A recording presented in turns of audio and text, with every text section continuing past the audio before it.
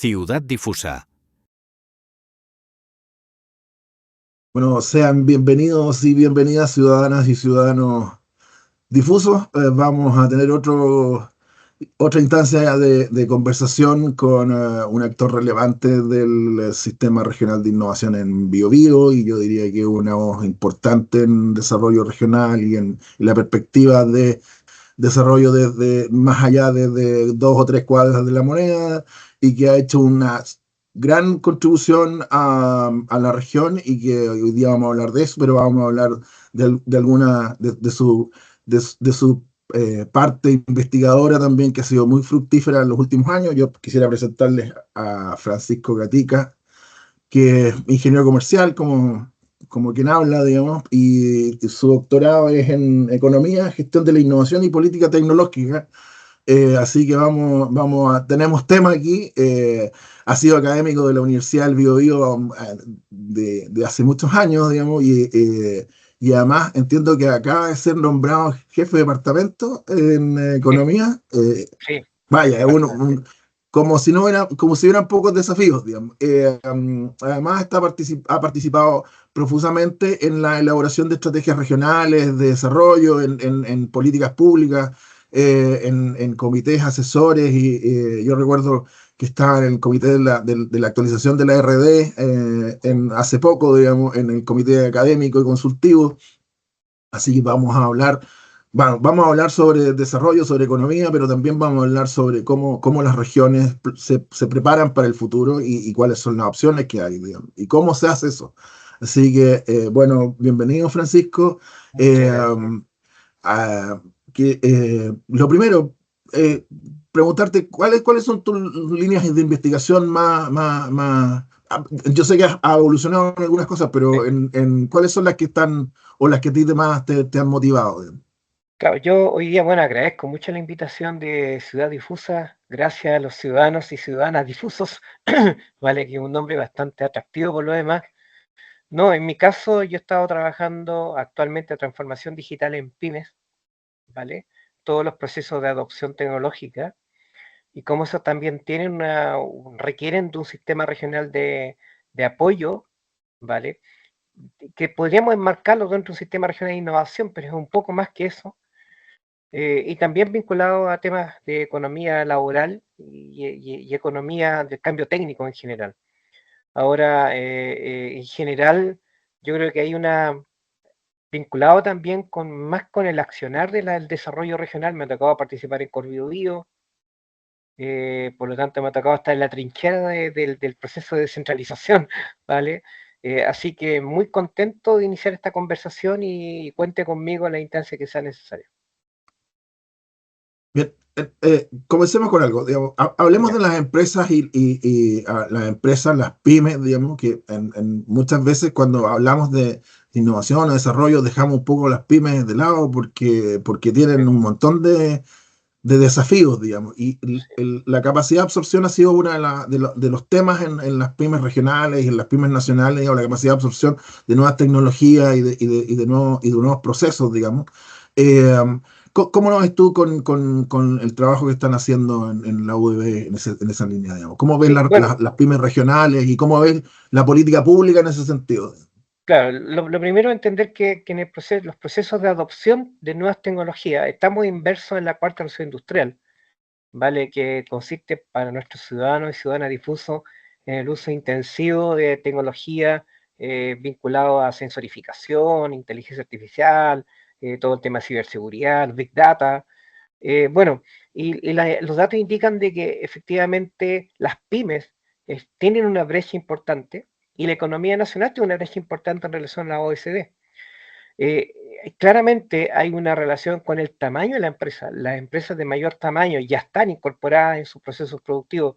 Forestal, por ejemplo, en la agroindustria, ya tiene incorporados ya algunos elementos de estas tecnologías 4.0. Sin embargo, las pymes, por temas de tamaño, por temas de percepción de la realidad, por temas de cómo perciben los desafíos, tienen una brecha. El tema es que, claro, si no hay una política pública, y aquí caemos en la barrera regional, que sea regional y que permita por lo demás que estas pymes que están quedándose un poco fuera de esta nueva revolución tecnológica no se den un salto, probablemente muchas de esas pymes desaparecerán del mercado.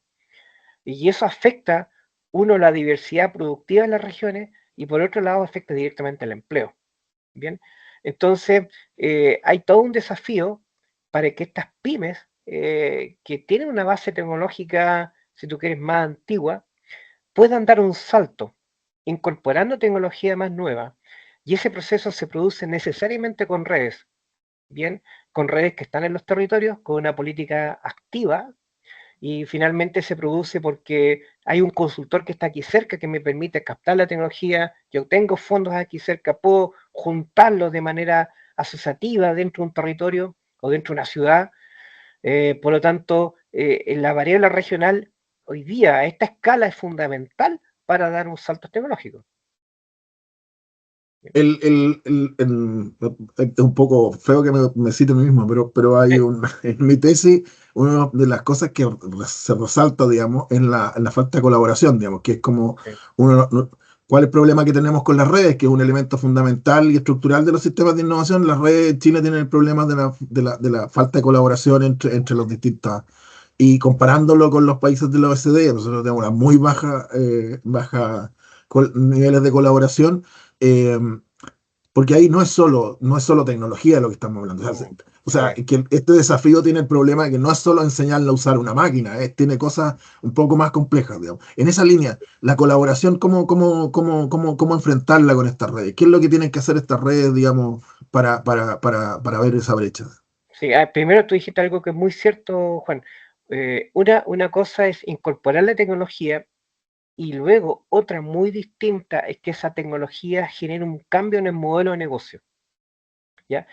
Y eso es un tema fundamental porque todas estas tecnologías permiten reformular tu modelo de negocio. Por lo tanto, yo necesito de otros actores en los territorios, especialmente en la pyme, que me permita acompañar este proceso de transformación digital. Mm. ¿Ya? Cuando uno conversa con pymes, especialmente, ¿qué es lo que están pidiendo? Ellos lo que están pidiendo es un acompañamiento. Vale decir, no solamente incorporar la tecnología y que esta tecnología opere, sino que además yo pueda, cualquier evento, ya sea en marketing, ya sea en recursos humanos, ya sea en producción, en lo que sea, llamar por teléfono y ver cómo efectivamente esa tecnología me gatilla conversaciones dentro de la empresa en ámbitos que son distintos a la producción o al marketing. ¿Por qué? Porque finalmente una tecnología a esta escala lo que produce es un cambio en la cadena de valor, por así decirlo, y en el modelo de negocio que yo tengo. Ahora, claro, nuestras redes todavía son redes que tienen altos niveles de desconfianza, ¿cierto? Yo creo que la descentralización necesariamente implica generar redes mucho más intensas, pero además variadas redes, Mm. ¿bien? Yo creo que es súper importante lo que acaba de decir. Una cosa es que exista con confianza dentro de las redes y otra cosa también es tener variedad dentro de las redes. Porque no sirve de nada que no haya aprendizaje tecnológico si todos los que nos juntamos somos todos iguales. No se produce. El aprendizaje tecnológico se produce porque hay diferencias, porque hay diferentes enfoques, diferentes. Y nuestras redes todavía son débiles, por así decirlo. Van a ganar complejidad porque está el fermento en la región. Yo soy un convencido que nuestra región tiene todo para despegar. Tenemos buenas universidades, tenemos un gobierno regional interesante, tenemos una cultura, si tú quieres, industrial y además tenemos una base productiva muy rica, pero necesitamos seguir avanzando en la articulación de estas redes variadas, distintas, complejas. Bien, porque no es fácil trabajar a esta escala. Pero volviendo al tema que tú me preguntas, es fundamental que hoy día el empresario tenga una buena base de apoyo. Mm. Y una de las barreras de adopción es la falta hoy día de una base de proveedores especializados en la región. Bien, porque cuando tú quieres hoy día hacer una aplicación de inteligencia artificial, ¿a quién recurres? Bueno, están las universidades, pues las universidades investigan, ¿cierto? Desarrollan. Pero bueno, ¿quién es el consultor hoy día? El proveedor especializado, esa empresa de ingeniería con 4 o 5 ingenieros que están ahí y que te están prestando una solución. Entonces necesitamos hoy día desarrollar a nivel regional una base de proveedores especializados para que esto El, finalmente llegue a la pyme. son la consultoría de alto nivel de conocimiento, de alto digamos, nivel, de alto los- nivel, claro, claro, y que además, y además especialización. estamos en un campo tecnológico emergente. Finalmente, si tú miras inteligencia artificial, hay pocas personas todavía que están en esto, hay mucho de experimentación, necesitamos que eso llegue finalmente a la pyme y eso necesita desarrollar un eslabón que es un proveedor especializado.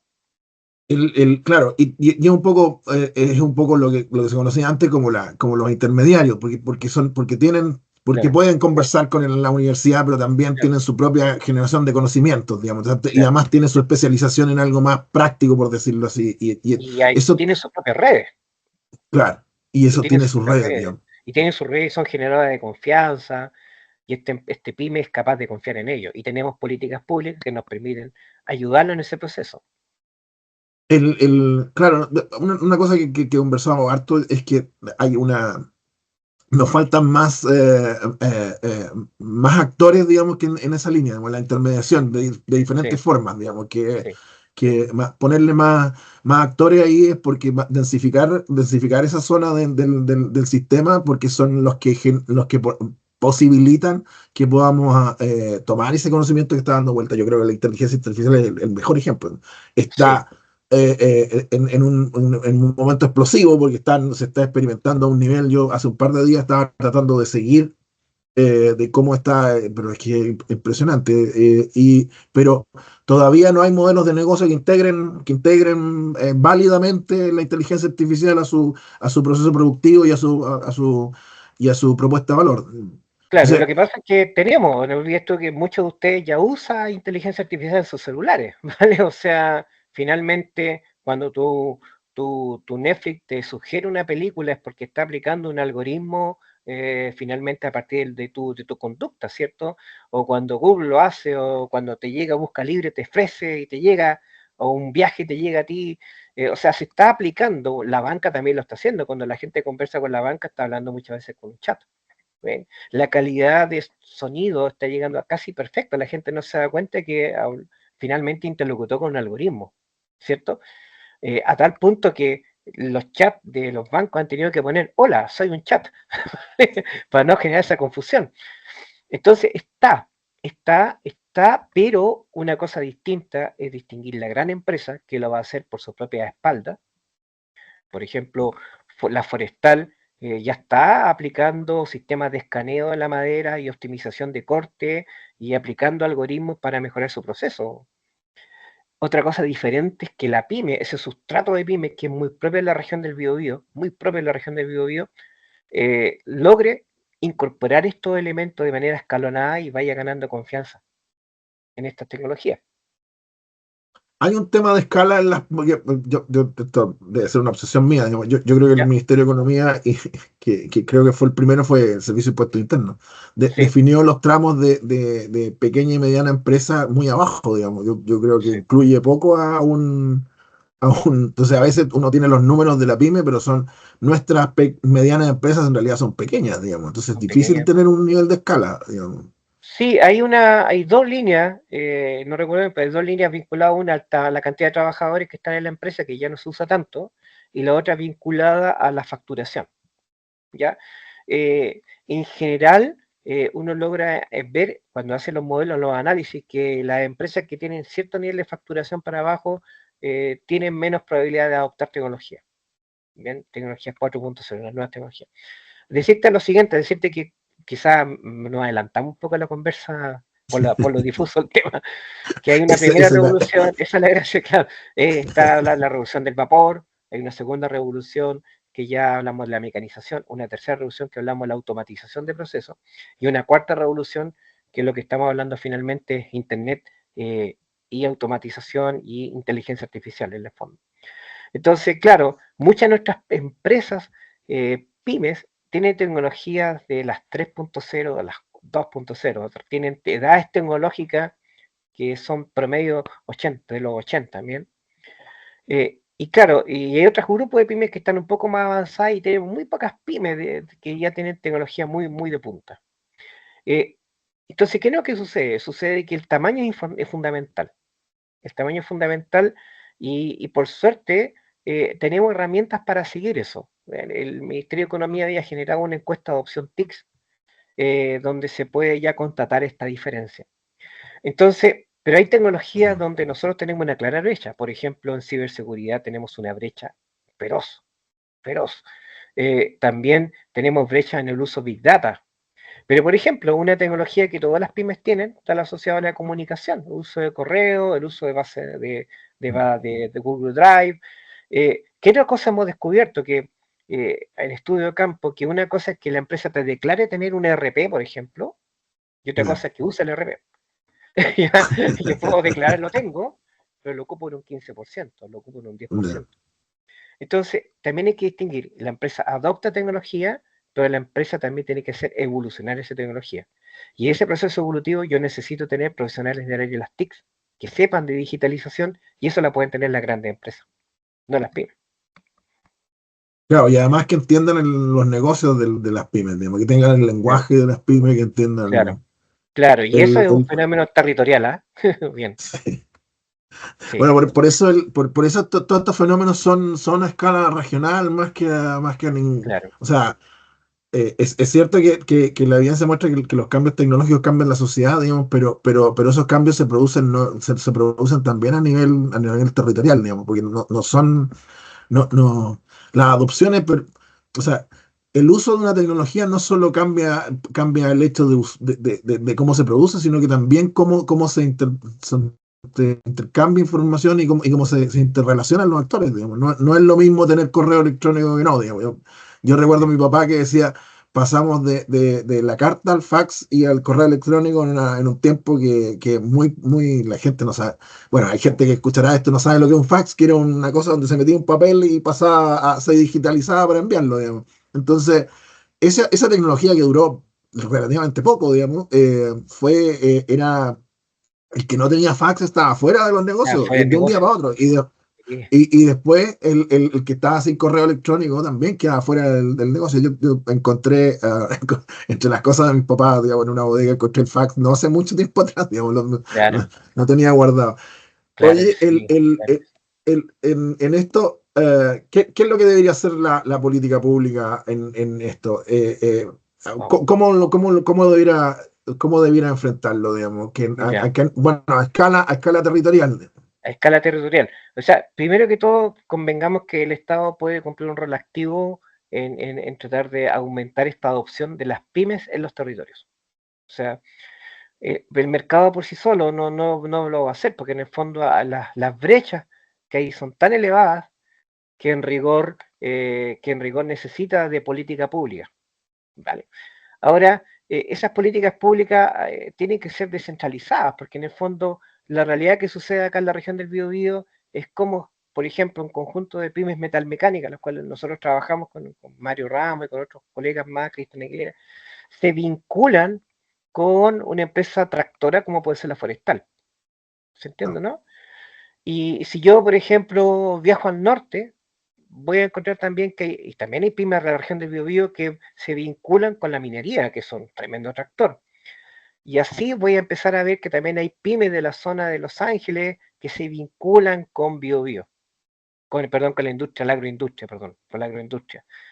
Entonces, como la geografía económica nuestra es muy diversa y se ha descubierto que la gran empresa exportadora puede ser una empresa tractora del cambio técnico en las pymes, es que tiene que ser una política ajustada a los territorios. ¿Bien? Y eso es una cuestión. Eso significa que no funciona el ventanilla abierta, no funciona poner la política horizontal. Tiene que ser mucho más focalizada y tiene que ser mucho más direccionada, apretando tecas claves de los territorios. Entonces, creo que desde el punto de vista de todo indica que la política tiene que ser descentralizada y necesita que sean los actores locales los que la lideren. Bien, esto es un tema finalmente, ahora, ¿cómo funciona esa política? Apostando a la asociatividad, lo que nosotros hemos visto es que trabajar con grupos de empresarios es mejor que trabajar con empresarios fragmentados. Hay economías de escala, hay aprendizaje, hay diferentes maneras de compartir los gastos, que hace que sea muy rico. En un grupo de empresas tú siempre vas a tener primeros movedores, que son los más entusiastas, gente que está timorata y gente que está mucho más afuera. Entonces, trabajar con grupos. trabajar con grupos de empresas, y apostar a los encadenamientos productivos que se pueden dar entre la grande, entre la pyme y entre pymes. Yo creo que en eso, y eso es territorial a todas luces, ¿ya? Ahora, esa política pública va a tener que trabajar con actores, ¿cierto? Y actores que estén en los territorios. Yo creo que es fundamental tener esta base de proveedores especializados y es fundamental que se genere este aprender haciendo permanentemente la política pública. Entonces tú necesitas tener universidades, actores que estén ahí constantemente controlando. Yo no veo cómo esta política no puede ser de una lógica territorial, urbana, si tú quieres. No debería ser. Esta política tiene que ser a una escala micro, porque finalmente los procesos de adopción se dan a esa escala. Ahora, déjame terminar un poco, Juan. Sí, no, no, toma el tiempo que quieras. No, perdóname, que yo soy bien así desordenado por lo demás, soy bien difuso. Bueno, exactamente. Por Soy eso bien está en la imprópico lista de los de primeros los difusos. entrevistados, los más difusos Sí, primero, los más digamos. difusos de todos.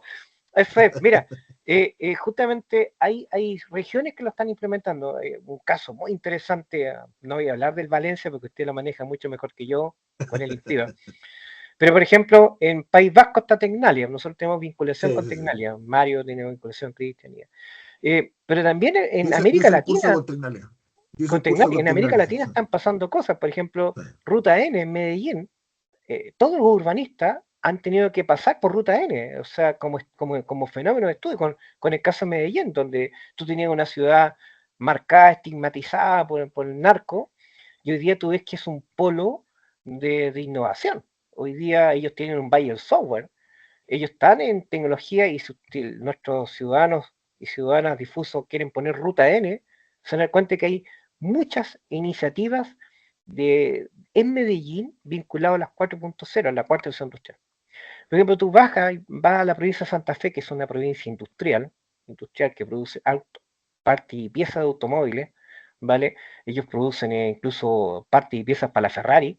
Ellos están en tecnología 4.0 en la provincia de Santa Fe, Rosario, San Rafael, también tenemos vinculación. Ellos tienen centros de un grupo de universidades, centros de grupos de actores que prestan servicio a las pymes en, por ejemplo, escaneo de metales o, por ejemplo, No. impresión en 3D, que es una cuestión que una pyme jamás podría comprar sola porque son tecnologías carísimas, pero sí entre varios se produce esta colaboración. Y así tú empiezas a mirar y van a empezar a surgir regiones que están muy avanzadas en esta nueva revolución industrial. ¿Sí? Y que no tiene por qué ser Sanhattan. Cuando digo Sanhattan, lo digo irónicamente, no tiene por qué ser el límite de Provincia de Las Condes y Vitacura. Puede ser la región del Biobío, y en eso hay que trabajar. Nombraste un par de cosas que que están en mi línea de investigación. Uno que tiene que ver con, claro, las cadenas productivas, los clústeres, digamos, que son todas asociaciones de cadenas productivas y las iniciativas de clúster, que son la política pública. Nosotros le hemos hecho bastante el quite en Chile, digamos, tenemos Sí, políticas sectoriales, pero poca intervención en cadenas de valor. Tal vez ese es un debe, digamos, de nuestra política pública. Y lo otro, que es la capacidad de aprender, digamos, que es la reflexividad que en realidad los sistemas regionales y incluso el sistema nacional no tiene, porque no tiene instancias de evaluar lo que se ha hecho. Entonces, parece que hacemos lo mismo o evoluciona la cosa, pero sin darle muchas vueltas de cómo ha resultado y qué lecciones son las aprendidas. Yo creo que ahí nosotros tenemos tal vez una brecha que los colombianos que copiaron parte de nuestra política de los 90 y principios de este siglo, nos dieron un salto porque hicieron la reflexión y aplicaron cosas que, claro, son la evolución de la que se aplicó en Chile, pero ya más decididamente en términos de intervención de cadenas de valor y en términos territoriales, digamos. sí, El, sí. el- y aquí va la pregunta, ¿qué te parece cómo gobernamos este tipo de instituciones o este tipo ¿quiénes son los actores que debieran estar llamados a liderar este tipo de cosas, digamos, este tipo de iniciativas? Ya, es un buen enfoque. Primero que todo, yo creo que es difícil hoy día en la escala en que está el proceso de descentralización en la región. No olvides esto que teníamos elección de gobernadores de hace poco, ¿cierto? En 2017. es muy difícil, perdón, la ley del 2017, perdón, la ley del 2017, Sí, sí, me había equivocado, sí, la ley de 2017, es muy difícil que todavía tengamos una base completamente robusta de competencias regionales. Hay un escalonamiento, ¿cierto? Hay un escalonamiento, hay una suerte de traspaso de competencias. Yo creo que todavía estamos en esta zona híbrida donde hay iniciativas que son generadas desde Santiago, donde las regiones están reaccionando y hay un traspaso. Hoy día. En el futuro eso debería ser cada vez menos. En el futuro yo creo que nosotros deberíamos tener iniciativas mucho más regionalizadas, por así decirlo, mucho más de corte endógeno hacia adentro. Pero hay que entender que la política pública va avanzando. Nuestros gobiernos regionales 90, que están recién instalándose, son distintos a nuestros gobiernos regionales hoy día, ¿cierto? Y si yo tengo visión perspectiva, van a ser distintos a 30 años. Porque esto es un proceso, y en este proceso lo que va marcando son las desconfianzas, cómo van cambiando esas desconfianzas, cómo yo voy traspasando competencias, etcétera.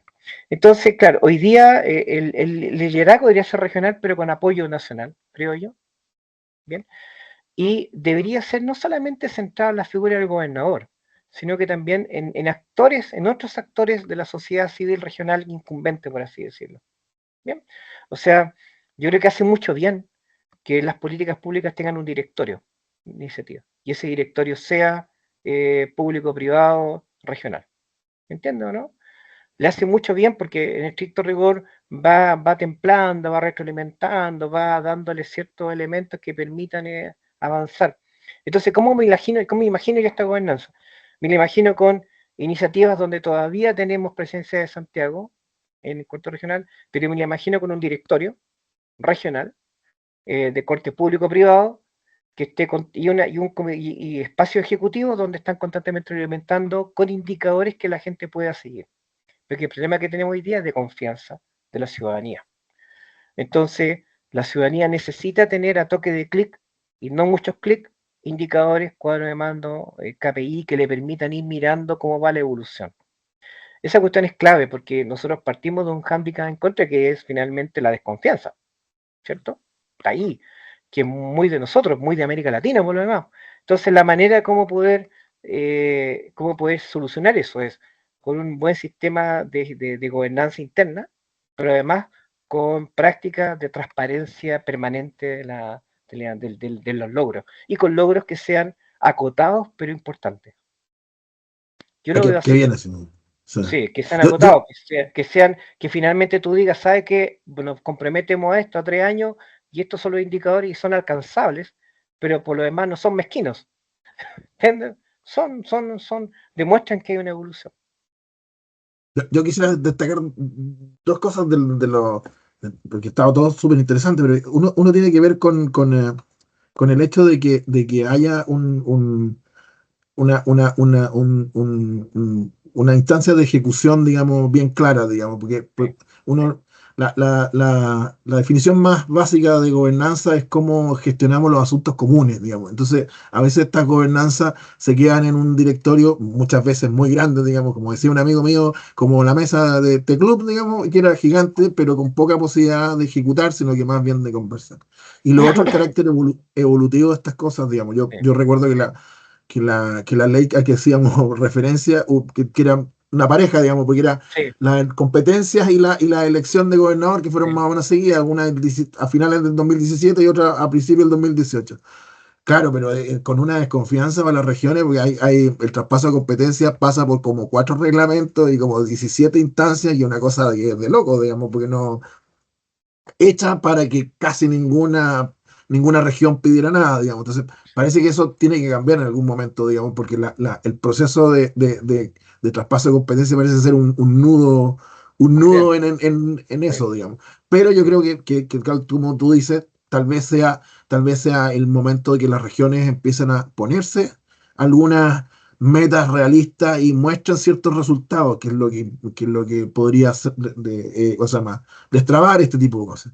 Y en claro. eso lo quiero conectar con tu larga experiencia en la planificación regional. Y quiero, y No quiero muy empezar larga. la pregunta con algo bien Ya, básico, digamos. ya. ¿Por qué las regiones tendrían que planificar, digamos? ¿Por qué tendrían Ah, que... muy bien. Muy bien. ¿Qué, No, mira, qué, qué, primero, qué- no es tan larga, no es tan larga porque en el fondo estoy joven. Ya, no, ya, Pero la empezamos en primera, esto muy, muy, muy niños, digamos, hay que... ya, muy niño, sí, po.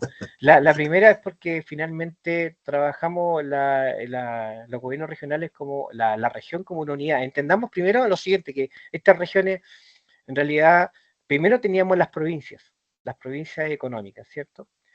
Después generamos esta figura de las regiones ya en tiempo de gobierno militar, ¿bien? Y luego teníamos una figura, se instala la figura del gobierno regional, estamos hablando del 90, ¿sí? Luego más adelante pudimos elegir el consejo regional. Los consejeros, estaba el consejo regional que eran designados por, Claro. De y hecho, hubo ahora una y lo elección que indirecta primero. una elección indirecta y luego tenemos hoy día un gobernador elegido. Entonces, se subentiende que como esta unidad era una unidad que se gobernaba por sí sola, necesitaba tener una estrategia.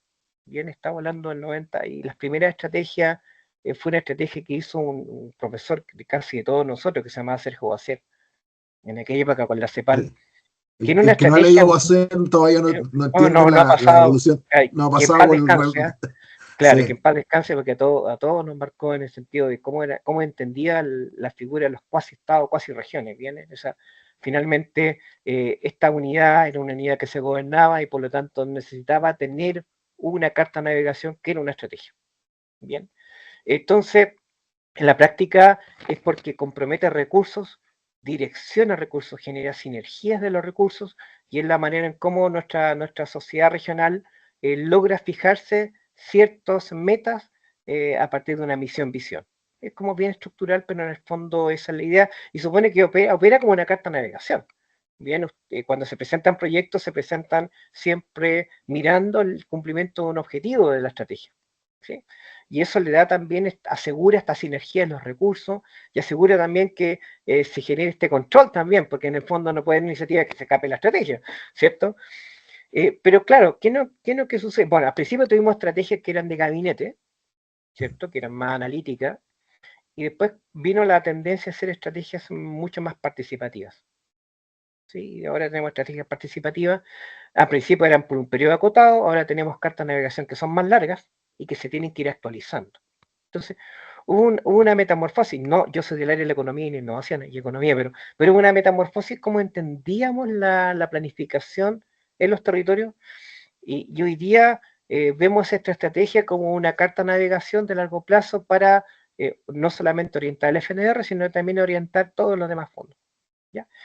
Ahora bien, claro, lamentablemente la vista tiende a irse y esto es un seco que tenemos especialmente los generalistas, y hoy día esta fecha es como clave, a la discusión de presupuesto y en qué medida la región tiene un presupuesto que le permita alcanzar un objetivo. Entonces, es habitual que el gobierno regional con sus consejeros presenten un requerimiento de 167 millones, 660 mil millones de pesos, y que la DIPRES, con sus asesores, lo bajen a 133. ¿Sí? El problema, fíjate, es lo siguiente, que nosotros quizás no hemos focalizado en eso, ¿eh? Y es como una cuestión casi... Y claro, muchos de esos 133 mil millones de pesos vienen comprometidos de proyectos anteriores, porque lo que el margen que no, tú tienes para abrir cosas nuevas es muy acotado. Entonces hay un componente inercial y hay un componente más centrado en los recursos. Pero ¿qué es lo que sucede? Yo necesito tener musculatura para poder ejecutar esos recursos. Si viniera, por ejemplo, de repente un momento de mucha bonanza y dijéramos al gobierno regional, ¿sabe que hay 300 mil millones? Ejecútelo. Claro, en un año presupuestario puede que yo no tenga la espalda, la claro. musculatura, la capacidad para poder ejecutar estos recursos. Entonces, entonces finalmente hay que salir, es importante dar la pelea, los regionalistas la vamos a dar, no tengo ninguna duda, y ahí están y hay muchos actores que siempre están presionando para que haya, y eso es muy bueno, pero también hay que ver cómo ejecutamos los recursos, cuál es nuestra musculatura, cómo vamos instalando proyectos claves, porque además tenemos otro problema, que en la región, si tú tomas el territorio o la ciudad, no solamente tiene injerencia el gobierno regional, sino que también hay fondos sectoriales, po, Mm. Que son más grandes, digamos, que que son son mucho más más grandes, grandes. que son mucho Claro. más grandes y que operan con una suerte de apalancamiento. O sea, el gobierno regional pone 10 pesos, el ministerio pone otros 20 pesos y se genera un monto que es finalmente ese proyecto.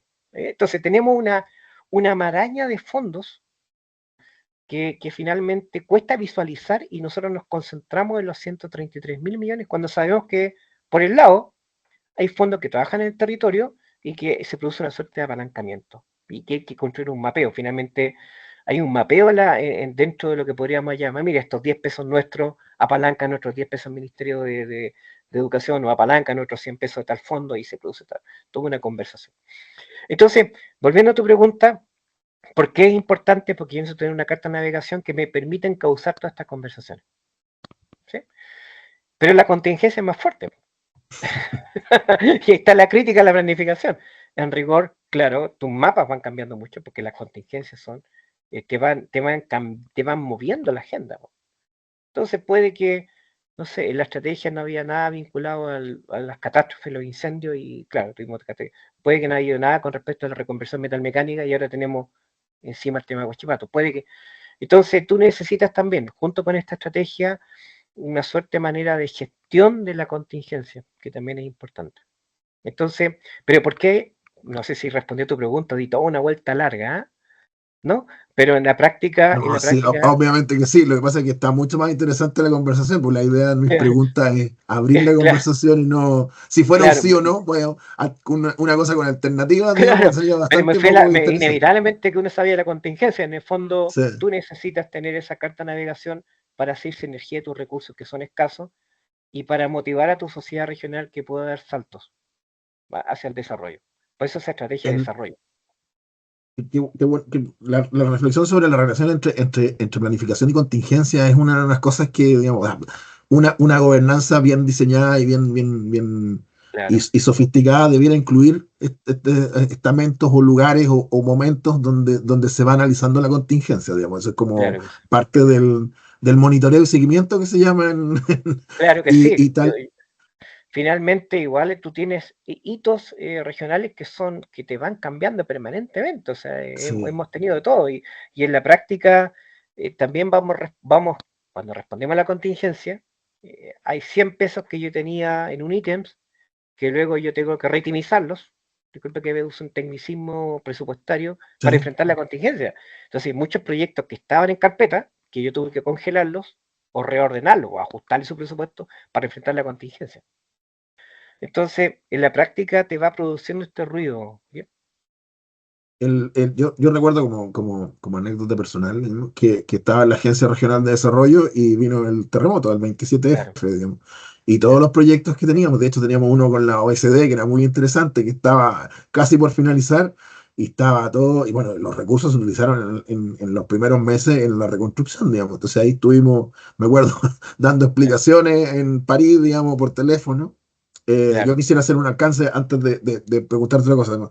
Boissier no solo importante académicamente, él era parte de la oficina de planificación, que fue la base del MIDES ahora, digamos, que crearon las regiones geoeconómicas en el gobierno de Fred Montalva, digamos. Entonces, sí, y que era el año 66, creo. Y sí, claro, no son iguales a las que después se fueron, porque eran más bien de planificación solamente, no claro, tenían más de coordinación de políticas que nada más, digamos. Esa era la función que. claro. Ahora, claro, se produce una cuestión bien curiosa porque tendrían a acercarse más a las provincias, en el fondo. Y si tú Sí, miras la división que se produjo de regiones, un poco reafirmaba eso, ¿vale? El Ñuble, o lo que pasó con Arica, Parinacota, lo que fue pasando con otros, me parece que fue, no Los Ríos, me Valdivia. parece Los Ríos, Valdivia.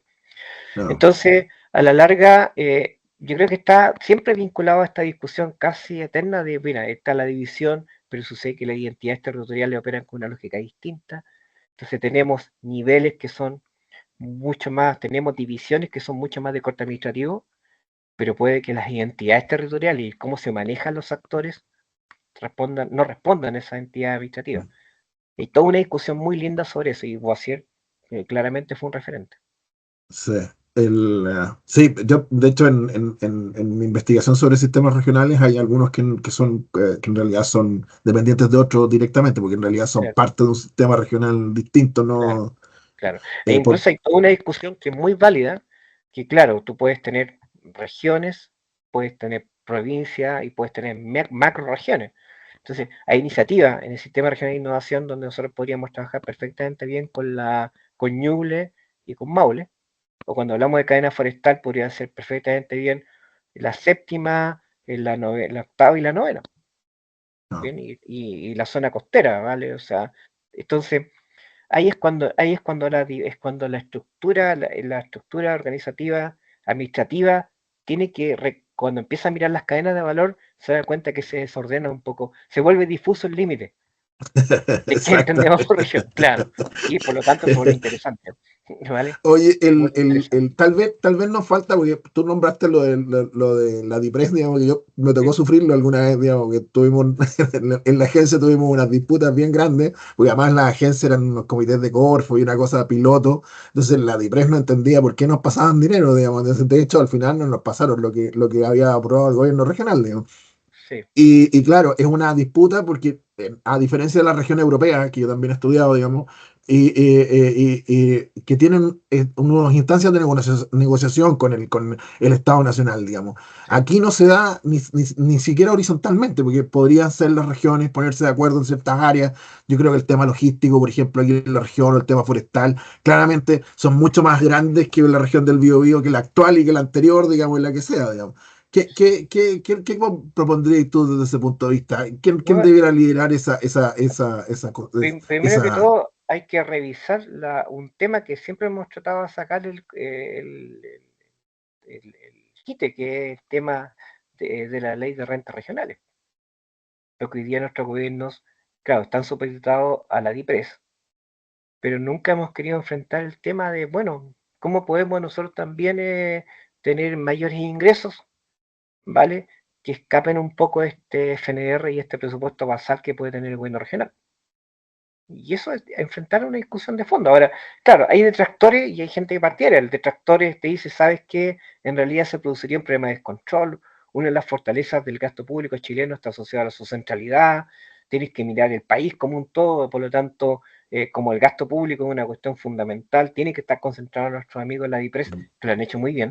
Lo han hecho muy bien. No, En no, el no, fondo, sí, que sí, eso es el es tema. otro el problema. Claro, y otro problema, otros te dicen, ¿sabes qué? Mira, con la desigualdad desde el punto de vista productivo, la mitad del presupuesto sería a las regiones, las primeras regiones, las regiones del norte, que también hay gente que te dice eso, pero que no, ¿qué sucede? Uno también le contrarresponde, pues entonces le dice, pero ¿sabes que estás partiendo del supuesto que hay una desconfianza hacia la capacidad regional, ¿cierto? Estamos partiendo del supuesto que no somos capaces de ponernos de acuerdo en un fondo, así como se hizo con el Fondo Común Municipal. No somos capaces de llegar a un piso común de ingresos y luego generar unos deltas vinculados a nuestra capacidad de recaudación. Entonces, para todo hay, pero tiene que haber una definición política sobre eso, ¿cierto? Y esa definición política se traducirá en una ley. Cuando tú tengas eso y tú tengas esa libertad, claro, lamentablemente la variable económica va a conducir a un mayor empoderamiento de los actores locales, ¿cierto? Pero es clave que enfrentemos en algún minuto la discusión de fondo, que es, oye, ¿cómo nosotros podemos tener ingresos regionales? ¿Me explico, no? Claro, Porque en sí, sí, sí. rigor, y que respondan a un criterio de equidad y de equidad, pero además que privilegie, que responda a nuestras especificidades regionales. Tiene que darse esa discusión. El, Pero, el, pero falta, porque siempre tenemos alguna crisis que nos evita esa discusión. Su majestad la crisis mueve permanentemente la agenda. claro, y además, yo creo que tal vez lo importante sería, como lo que hemos conversado un poco, es que esa discusión se diera pensando también en una evolución, partir Sí. desde este punto para llegar a otro, y que esa evolución fuera compartida, digamos, fuera un horizonte compartido. Uno ve de repente que en la regionalización hay gente que no todavía hay actores que no están muy por entregar competencia a las regiones. No, por supuesto, Eh, pero partamos por supuesto, perdona Juan, es que teníamos una estructura también empresarial altamente centralizada. sí, O sea, las gerencias están en sí, Santiago. Es más, hasta geográficamente están concentradas en Santiago, ¿cierto? Se ha ah, estudiado mucho ese fenómeno. Los partidos políticos también están centralizados. O sea, se ve cuando hay discusión de candidatos, cosas así. Tenemos, a diferencia de Valencia, a diferencia de España, donde teníamos partidos políticos regionales muy, muy fuertes, acá no. Entonces, claro, las conversaciones de poder tienden a concentrarse espacialmente. Entonces, necesitamos un consenso que permita avanzar en esa línea. El, el, le hemos hecho el quite un poco, pero dijimos que íbamos a hablar sobre la Sí, contingencia, porque, sí, porque entiendo que hoy es 4, porque no sé cuándo vamos a lanzar esto, seguramente en un par de semanas más, pero hoy es los primeros días de octubre, el 4 de octubre, para ser exacto. Y sí, tú en un rato en la tarde, tienes una sí, reunión importante, porque la región está con un tema que es una crisis que es como un poco el 100 años de soledad, digamos, porque ya, todos sabíamos que venía una crisis y que ha estado en crisis en los últimos 20 años, que el tema del acero es una industria que está pasada por una reestructuración a nivel mundial, digamos, muy fuerte y que hoy día tenemos una industria que era emblema de la región, emblema de la industrialización ¿cómo se llama? De origen estatal, digamos, de los 50 de la sustitución de importaciones,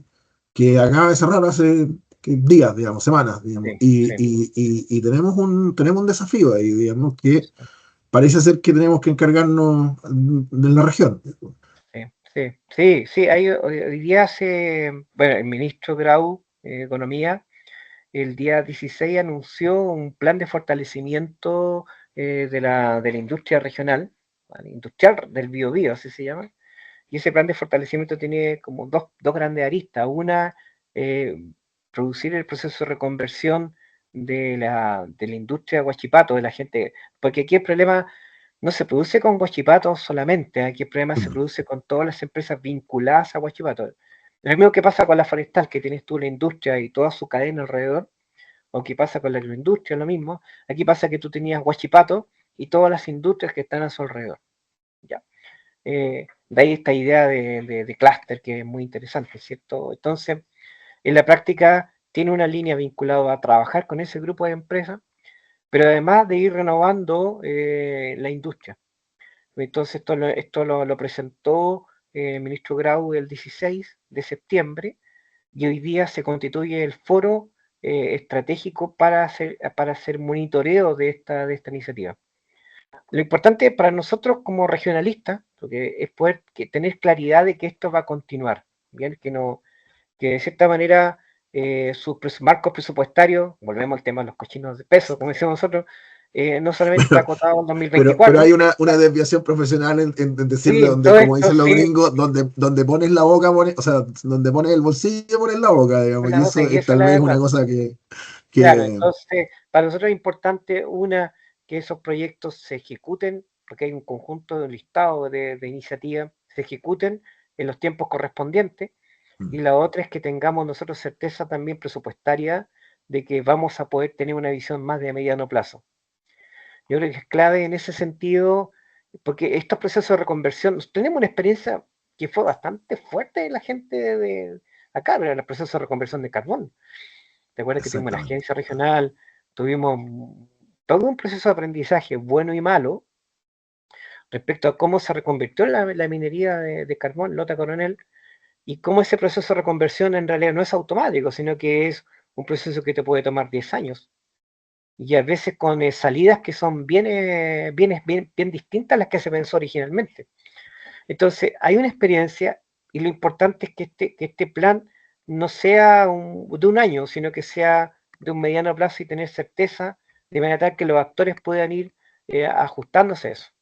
Bueno, entonces tiene, por así decirlo, un foro estratégico del Biobío que opera como una entidad donde hay universidades, sindicatos, eh, grupos de corporación, y tiene también un comité ejecutivo, ¿vale? Que es aquel que finalmente una secretaría ejecutiva que ejecuta y está centrado, según anunció el ministro, en lo que puede el Ministerio de Economía, la Gobernación Regional. Estoy mirando aquí el informe, ¿ah? Corfo, etcétera. Entonces, esto se pone en marcha ahora. Hoy día se pone en marcha y esto tendría que funcionar en los meses que vienen. Entonces, yo creo que es una instancia que surge a partir de una crisis, que la crisis cirúrgica, lo que dices tú muy correcto. O sea, finalmente los costos medios que tenía China son imbatibles. y Estados Unidos y Europa han tenido que proteger su industria siderúrgica.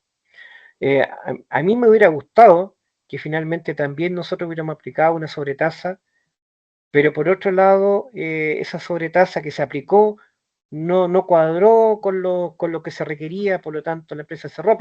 Pero ¿por qué llegamos a esto? Llegamos a esto porque estamos hablando de Guachipato, con una empresa estatal, es privada, perdón, privada porque se privatizó, que no reinvirtió, que no hubo una mejora de procesos, que no actualizó sus procesos productivos a la velocidad que se requería. Entonces, claro, un problema privado pasa a ser público, como pasó en la crisis del 82, como pasó casi todo, la crisis pesquera, ¿te acuerdas también? Del Sí. 96, como ha pasado muchas veces en nuestra historia, donde un problema privado revienta y pasa a ser público. Entonces, claro, hoy día el tema es público y es cómo se reconvierte, que es un tejido por lo demás súper antiguo que tiene pero que es fundamental porque el tejido metalmecánico y de proveedores en torno a Guachipato te permite reconvertirte a otras industrias. Es como Claro. un piso, una base industrial. Eso es lo que se lanza hoy día a las 4 en el gobierno regional. Yo espero que en una próxima oportunidad podamos Sí, volver a conversar sobre cómo va este plan y otras cosas más, claro, digamos, porque nos no, quedan encantado, un montón de cosas en el tintero. claro, Yo creo que podríamos hacer uno sobre descentralización de políticas públicas en materia no, de, encantado, de desarrollo encantado. productivo y de innovación y emprendimiento. Eh, Encantado con la conversa y además, perdón por lo no difuso, por lo entrópico que puede haber sido mi forma de plantear las cosas. No, es la idea de estas conversaciones. Claro. Yo lo último que te quería pedir es que, ¿quién crees tú que debiéramos invitar a esta conversa difusa? Mira, yo creo que un buen actor es Héctor Gaete. Héctor, que fue rector de la universidad, que participó en Corrido Vivo, tiene una lógica de la ciudad, ¿vale? Le he estudiado mucho el fenómeno de la ciudad y finalmente el desarrollo endógeno tiene cuatro patitas, una que es la difusión de la innovación, la otra que es el tema de la organización de la producción, la otra es la fortaleza institucional y claramente la cuarta patita es el desarrollo urbano. Porque estos fenómenos tienen un componente urbano, bien, eso es innegable. Entonces yo, un poco mi profesor de tesis fue Vázquez Barquero, entonces venía con esta configura del desarrollo endógeno. Yo creo que él puede aportar un poco la visión del desarrollo endógeno, del desarrollo urbano, como un elemento dentro del desarrollo endógeno. Y yo creo que también, porque está en la trinchera, yo creo que quizás pienso yo en Mario, tú lo conoces, Mario Ramos, también es Sí. un buen nombre, así que Mario también es una persona que tiene una visión de la política pública y que está ahí, está donde la papa quema, por así decirlo, porque él está Y está trabajando muy, en transferencia. muy involucrado en la industria 4.0, digamos, en los 4.0, últimos sí, años. Sí. él está en la línea de automatización, pero tiene un delta que lo hace muy interesante, que está muy vinculado con la práctica la empresarial de la pyme, que también yo hago un trabajo de investigación con él. Yo me atrevo a sugerirte esos nombres por ahora, porque son amigos, Súper buenos nombres. sí, son de confianza. El otro es Teo Valenzuela, si te puede hablar de descentralización, Sí, es Teo Valenzuela lejos, es de las personas más generosas, pero además de las personas que tienen una visión, que es una cuestión que a nosotros nos cuesta mucho, político-técnica del proceso. ¿Sí? Así que eso pues, se me ocurre, yo creo que también puede ayudarla, ya hicimos de Conce,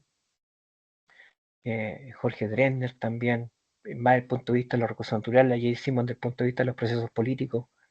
Hoy me estoy empezando a entusiasmar, así que eso, así que eso, así súper que bueno. Sí, hay algunos nombres, no voy a decir cuáles, pero ya están un ya, poco que ya considerados, está digamos. Así considerado, que, ya, sí, así que pero esos nombres es son, bueno claro, la idea no es invitar a mis amigos, digamos, sino que. no, no, claro que sí, no, No. por supuesto, yo valoro mucho ese espacio, así que muchas gracias. Bueno, me queda solo agradecerte, dejarte invitado para una próxima No, conversación, porque la encantado, idea es que sea recursiva y la reflexión sea constante, digamos. Así que agradecerte la generosidad que has tenido en dedicarnos un tiempo y bueno, nos veremos pronto. Mucha suerte mucha ya, suerte en vale, el foro porque ya, nos importa a los ciudadanos de la región y un gran abrazo. no, muchas gracias a los ciudadanos y ciudadanas difusas, bien, así que donde hay Muy, zonas difusas, hay innovación, vale, así que muchas gracias. Gracias. Nos vemos. Vale, adiós, nos vemos, chao. Ciudad Difusa es una plataforma de difusión de contenidos sobre innovación y ciudad creada por el Dr. Juan Yamil Sandoval.